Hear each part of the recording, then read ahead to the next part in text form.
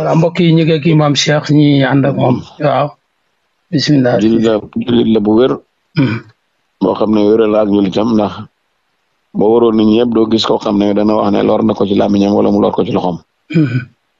mbokk la itam bu baax moo xam ne mbokkam yëpp. jàmm jooju la seq ak ñoom. incha allah man nag mën naa koo seede ci fii ci Sénégal mën naa koo seede itam ci biti réew ndax. dëkk nañ maa ngi moom 73 ba 76 ci kër. xam naa ko bu baax a baax a baax. yaakaar naa li ma dëkk ak moom sax dëkk ko benn mbokk. waaw ndax xam naa ci moom mbaax. ak jub. ak bandu. waaw. nit ko baax a baax a baax la. li nga xam ne daal moom la bàyyi doon ut. ci doom wala ci taalib yëpp amoon na ci moom yëpp daje woon na ci moom. alhamdulilah. waaw. ko taxoon a jóg moom la doon toppatoo. te ñëpp óolu ko itam bu am looy dénkaane sax moom koy dénk.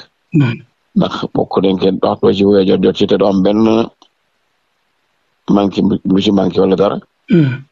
waaw nit ko baax la daal. mbaax nag man ta dem ba passé mbaax. li may wax ne yàlla bu waxee ci nit ñi ci yonantu yeeg ñëpp bu nekk ci mina saalihiina dootu ci teg dara foofu la wax ji di jeexee.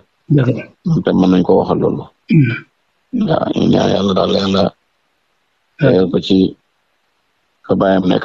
amiin amiin tegal ko ci aljanna yi la kawe. amiin tegal martabaam ci martaba boobu. amiin te jotal ko ay bëgg-bëggam. amiin gannaawam. amiin te na woon ci njabootam yàlla defal ko ko. amiin yàlla mën na loolu yàlla ko yàlla def. amiin barke yonent bi sallallahu alayhi wa sallam.